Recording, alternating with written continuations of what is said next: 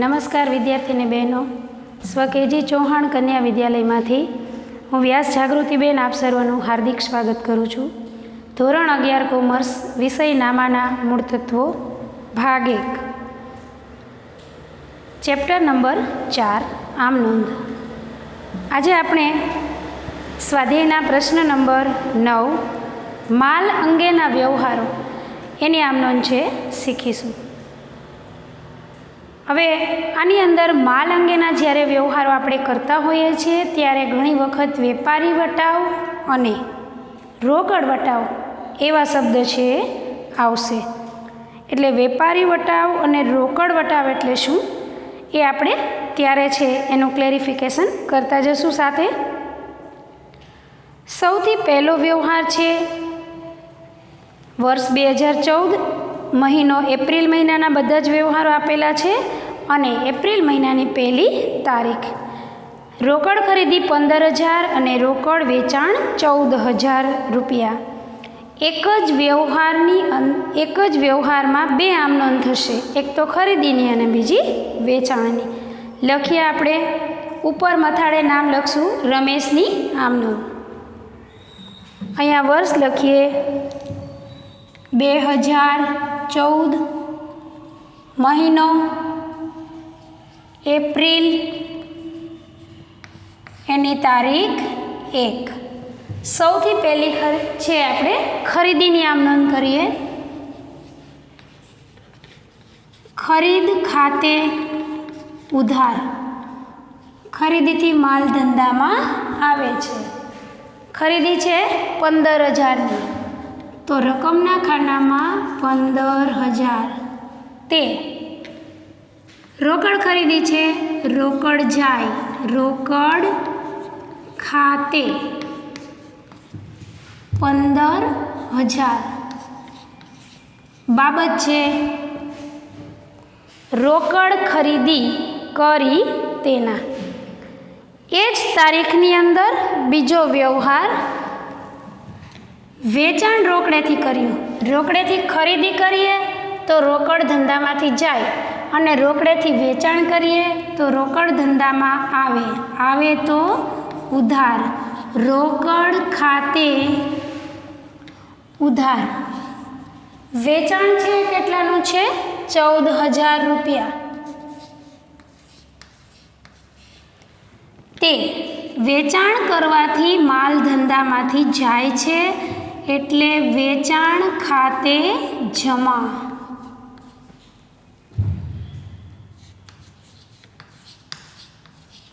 બાબત છે રોકડેથી માલ વેચ્યો તેના. આગળ જોઈએ, તારીખ 5/10,000નો અંગત માલ સ્ટોક ધંધામાં લાવ્યા. જો માલિક છે ધંધામાં કોઈ પણ પ્રકારનો માલ સ્ટોક લાવે, કોઈ મિલકત લાવે છે, કોઈ પણ પ્રકારની ચાલુ મિલકત લઈ આવે છે, તો એ બધું ધંધાની અંદર આવે છે એટલે એને કરશું ઉધાર. અહીંયા શું લાવે છે? માલ સ્ટોક. અને એ ધંધાને મૂડી આપે છે માલ સ્ટોક લાવીને, એટલે મૂડી ખાતું થશે જમા. તારીખ 5. માલ સ્ટોક ખાતે ઉધાર. આ માલ સ્ટોકની કિંમત કેટલી છે? 10,000. પોતાનો અંગત માલ સ્ટોક કે પોતાનું અંગત ફર્નિચર લાવે તો એ ધંધાને આપેલ મૂડી ગણાય. તે મૂડી ખાતે જમા 10,000 રૂપિયા. બાબત છે અંગત માલ સ્ટોક ધંધામાં લાવ્યા તેના. આગળ જોઈએ, તારીખ 7/12,000નો માલ હર્ષ પાસેથી ખરીદ્યો. અહીંયા આપણને રોકડેથી ખરીદ્યો એવો કોઈ શબ્દ નથી અને કોની પાસેથી ખરીદ્યો એ લેણદારનું નામ આપેલું છે. એટલે આ માલ છે એની ખરીદી કઈ રીતે થઈ છે? શાખ ઉપર. તો અહીંયા આપણે ધંધામાં ખરીદીથી માલ આવે છે, તારીખ લખીશું 7. ખરીદ કરવાથી ધંધામાં માલ આવે તો ખરીદ ખાતે ઉધાર હર્ષ પાસેથી કેટલાનો માલ ખરીદ્યો છે? 12,000નો. હર્ષ પાસેથી ખરીદીએ છીએ શાખ ઉપર ધંધાને લાભ આપનાર છે, એનું ખાતું જમા. હર્ષ ખાતે 12,000. બાબત જ્યાંની આવશે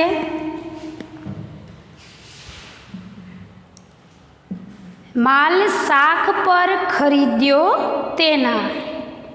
ત્યાર પછી તારીખ 10. હર્ષ પાસેથી ખરીદેલ માલ પૈકી અડધા ભાગનો માલ ખામીવાળો હોવાથી પરત કર્યો. હર્ષ પાસેથી જે કાંઈ માલની ખરીદી કરી હતી એમાંથી અડધા ભાગનો એટલે કે આ રકમ છે એનો અડધો માલ 6,000 રૂપિયાનો માલ છે એને પાછો આપ્યો. આ સંજોગોની અંદર હર્ષ છે એ લેનાર થશે એટલે હર્ષનું ખાતું ઉધાર. હર્ષ ખાતે ઉધાર. અડધી રકમનો માલ એટલે 12,000ના અડધા 6,000. તે માલ પાછો આપીએ. કયો માલ પાછો આપીએ છીએ? ખરીદેલો. અને ખરીદ પરત કરીએ તો ધંધામાંથી માલ જાય છે એટલે અહીંયા થશે તે ખરીદ માલ પરત ખાતે જમા 6,000. બાબત છે માલ ખામીવાળો હોવાથી પરત કર્યો તેના. આગળ જોઈએ તારીખ 12.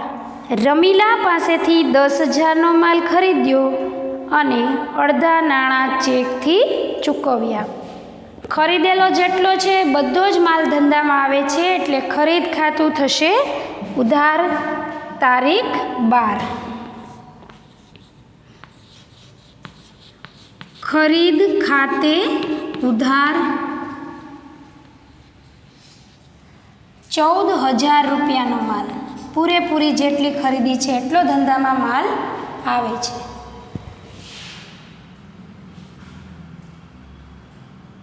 સોરી, અહીંયા 10,000 રૂપિયાનો માલ છે, 14,000 નથી, 10,000 રૂપિયા. હવે આગળ શું કહેલું છે? અડધા નાણાં છે એ ચેકથી ચૂકવ્યા છે તો બેંકમાંથી પૈસા જાશે એટલે બેંક ખાતે જમા. તે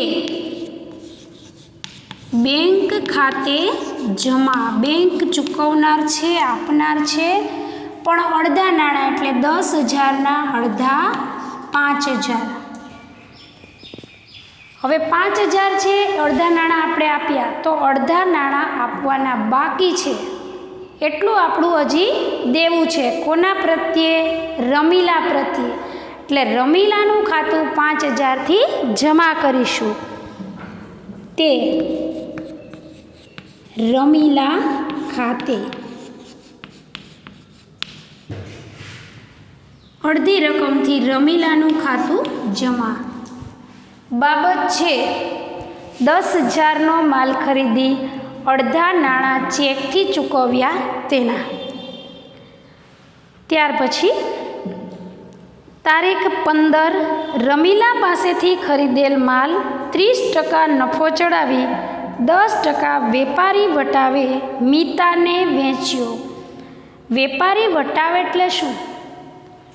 કોઈ પણ વેપારી છે એ પોતાના ગ્રાહકને જ્યારે માલ વેચે ત્યારે છાપેલી કિંમતમાંથી કેટલોક કિંમતમાંથી તેને અમુક ટકા છે એ બાદ કરી અને માલનું બિલ બનાવે છે.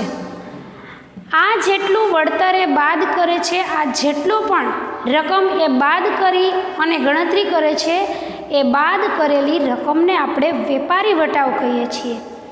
અને વેપારી વટાવ છે એ છાપેલી કિંમત છે એના ઉપર ગણવામાં આવે છે. વેપારી વટાવની ખાસ એક ખાસિયત એ છે કે વેપારી વટાવ છે એ હંમેશા માલની કિંમતમાંથી બાદ કરી અને ચોપડે નોંધાય છે. એને અલગ રીતે ક્યાંય પણ ચોપડામાં નોંધવામાં આવતો નથી. એટલે કે આપણે વેપારી વટાવ ખાતે ઉધાર કે વેપારી વટાવ ખાતે જમા આવું લખી શકતા નથી. એ જ રીતે રોકડ વટાવ પણ સાથે સમજી લઈએ. ઘણી વખત એવું થાય કે પોતાની ઉઘરાણી છે એના નાણાં ઝડપથી વસૂલ થઈ જાય એટલા માટે, અથવા તો સમયસર ગ્રાહક છે આપેલી મુદતમાં સમયસર અથવા તો થોડી વહેલી મુદતમાં પૈસા આપી દે, એટલે આકર્ષણ સ્વરૂપે રોકડા નાણાં જ્યારે પણ મળે કે જ્યારે પણ રોકડા નાણાં ચૂકવવામાં આવે ત્યારે વેપારી છે એના તરફથી રોકડ વટાવ છે એ આપવામાં આવે છે. એટલે રોકડ વટાવ છે એનાથી શું થાય છે? રોકડ વટાવ જ્યારે રોકડની લેતી દેતી થાય માત્ર ને માત્ર ત્યારે જ એની ગણતરી કરવામાં આવે છે. એટલે રોકડ વટાવની નોંધ છે એ નામાના ચોપડે કરવામાં આવે છે. જો રોકડ વટાવ આપણે કોઈને આપ્યો હોય તો આપણા માટે ખર્ચ છે, ઉધાર થાય, અને આપણને ક્યાંયથી રોકડ વટાવ મળે છે તો આપણી ઉપજ છે એ થાય જમા. હવે આપણે જોઈએ રમીલા પાસેથી ખરીદેલા માલ ઉપર 30% નફો. તો આપણને ખબર છે રમીલા પાસેથી કેટલો ખરીદ્યો છે? ટોટલ 10,000. એના ઉપર 30% જો આપણે ગણીએ તો મૌખિક ગણતરી આપણે કરી શકીએ 3,000 રૂપિયા. 30% એટલે એ 30% નફો ચડાવીએ તો 10,000, એમાં 3,000 આપણે ઉમેરીએ એટલે એ માલ થાય 13,000. હવે શું કહ્યું? એમાંથી 10% વેપારી વટાવે આપણે મિતાને વેચ્યો છે, તો 13,000 હોય એના 10% એટલે 1,300 રૂપિયા. 1,300 રૂપિયા 13,000માંથી આપણે માઇનસ કરીએ, એ કિંમત જે આવે ત્યારે આપણે એ રીતે મિતાને વેચાણ કરેલું છે. વેચાણ કરીએ તો મિતા છે એ ધંધામાંથી લાભ લેનાર છે અને રોકડેથી વેચ્યું એવો કોઈ ઉલ્લેખ આપેલો નથી. તારીખ લખીએ 18.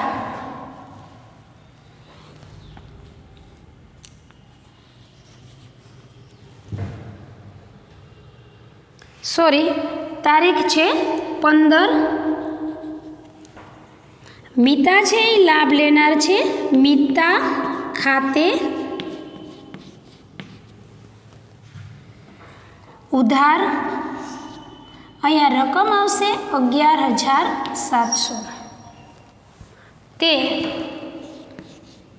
વેચાણ ખાતે માલ ધંધામાંથી જાય વેચીએ તો વેચાણ ખાતે 11,700 બાબત છે 10% વેપારી વટાવે માલ વેચ્યો તેના. આગળ તારીખ 18. મિતાએ 1,000નો માલ પરત કર્યો. મિતાને માલ છે ગમ્યો નહીં, નમૂના મુજબનો ન લાગ્યો, ખામીવાળો કોઈ પણ કારણોસર એણે આપણને માલ પાછો આપ્યો. તો મિતા ગ્રાહક છે. જ્યારે ગ્રાહક ધંધામાં વેચેલો માલ પાછો આપે તો એને વેચાણ પરત કહેવાય. વેચાણ પરતથી ધંધામાં માલ આવે છે એટલે વેચાણ પરત ખાતે ઉધાર. અહીંયા આપણે લખીએ તારીખ 18. વેચાણ માલ પરત ખાતે ઉધાર. કેટલાનો માલ મિતાએ પાછો આપ્યો છે? 1,000નો. તે આપનાર કોણ છે? મિતા. મિતા ખાતે 1,000. બાબત છે માલ પરત મળ્યો તેના. આગળ જોઈએ. કલ્પનાને 20,000નો માલ 10% વેપારી વટાવ અને 5% રોકડ વટાવે વેચ્યો. હવે અહીંયા આપણે પ્રશ્ન એ થાય કે બંને વટાવ ગણવા કે એક જ વટાવ ગણવા? તો વિદ્યાર્થી મિત્રો એનો સીધું ને સરળ સોલ્યુશન છે આપણી પાસે. ભલે બંને વટાવ છે એ આપણને રકમની અંદર આપેલા, પણ જો આ વાક્ય રોકડ વટાવે વેચ્યો એના પછી આપણને એવું લખેલું આપ્યું હોય કે અડધા નાણાં ચેકથી મળ્યા, અડધા નાણાં રોકડા મળ્યા, કે તરત જ રોકડ છે મળી ગઈ, આવો શબ્દ હોય, રોકડની લેતી દેતી અડધી રકમની કે સંપૂર્ણ થઈ હોય તો જ આપણે રોકડ વટાવ ગણવાનો આવે. અહીંયા એવો કોઈ ઉલ્લેખ નથી. એટલે કલ્પનાને જે વેચાણ કર્યું છે એમાં માત્ર આપણે એક જ વટાવની ગણતરી કરીશું. તારીખ લખીએ.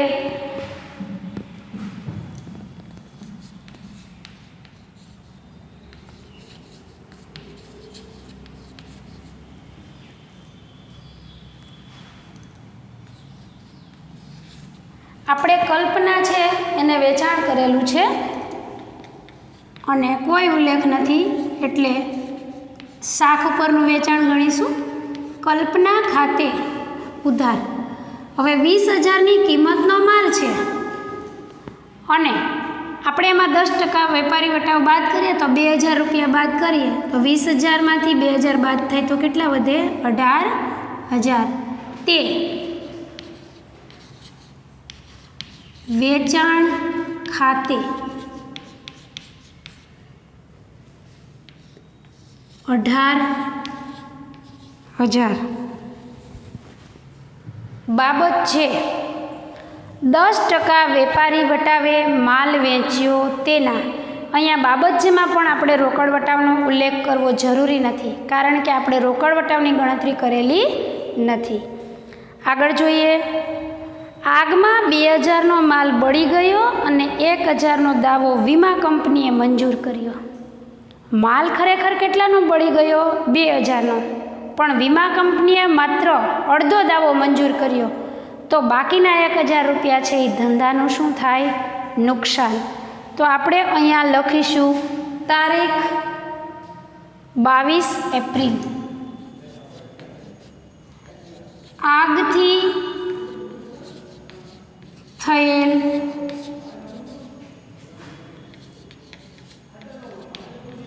નુકસાન ખાતે 1,000નું આપણને નુકસાન થયું છે, કારણ કે દાવો છે એ પૂરેપૂરો 2,000નો મંજૂર થયો નથી. હવે વીમા કંપનીએ દાવો મંજૂર કર્યો છે પણ હજી આપણને ચૂકવ્યો નથી, તો એટલી રકમ પૂરતું વીમા કંપની પ્રત્યે ધંધાનું લેણું થાય તો વીમા કંપની ખાતે પણ શું થશે? 1,000 રૂપિયા ઉધાર.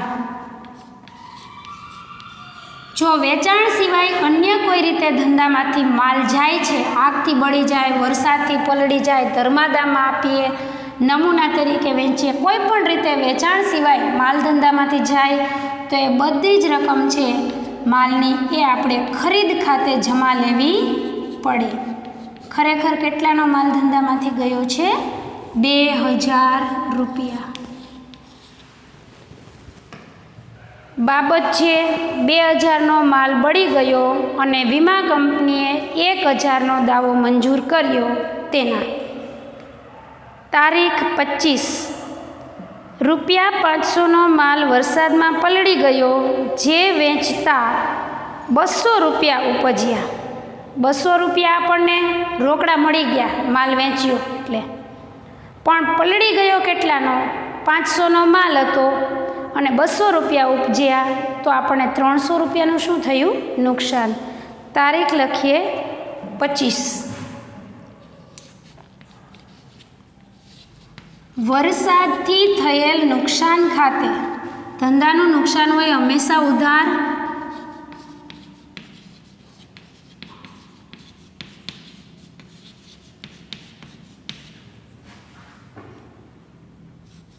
₹300.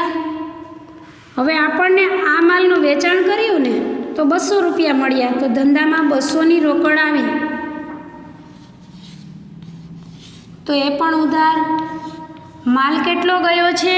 અન્ય રીતે જાવક છે, વેચાણથી માલ નથી ગયો, અન્ય રીતે ગયેલો છે, તો ખરીદ ખાતે 500 રૂપિયા.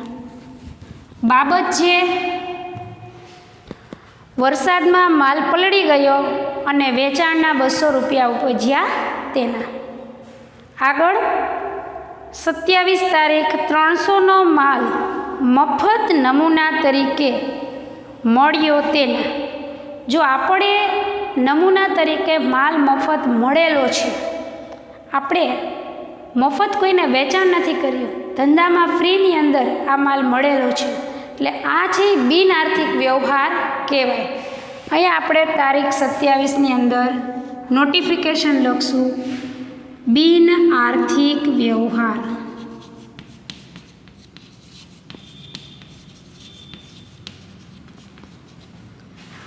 નોંધ થશે નહીં.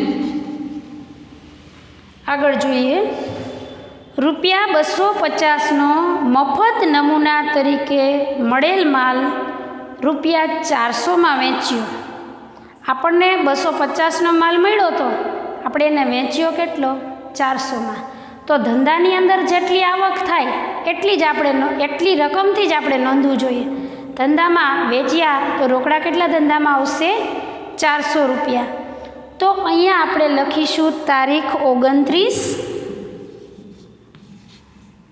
રોકડ ખાતે ₹400 વેચતા જે કિંમત મળી છે એટલા ધંધામાં આવે 400. તે વેચાણ કરીએ, માલ ધંધામાંથી જાય તે વેચાણ ખાતે ₹400. બાબત છે નમૂના તરીકે મળેલ માલ વેચ્યો તેના. લાસ્ટ વ્યવહાર તારીખ 30/1000ની મૂળ કિંમતના માલના બદલામાં 1500નો મોબાઈલ ખરીદ્યો. હવે મોબાઈલની કિંમત છે 1500 અને આપણે એની સામે ₹1500 રોકડા નથી આપ્યા, બેંકના ચેક પણ નથી આપ્યા, પણ આપણે સામે 1000ની મૂળ કિંમતનો માલ આપ્યો છે. તો ધંધામાંથી આપણે જે આપ્યું છે એટલી જ કિંમત આપણે નામાના ચોપડે લખી શકીએ.